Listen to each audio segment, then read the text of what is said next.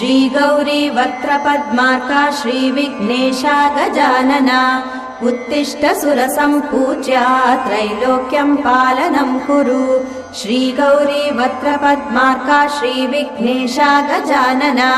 उत्तिष्ठ सुरसम्पूज्या त्रैलोक्यं पालनं कुरु उत्तिष्ठोत्तिष्ठ हेरम्बा उत्तिष्ठ गणनायका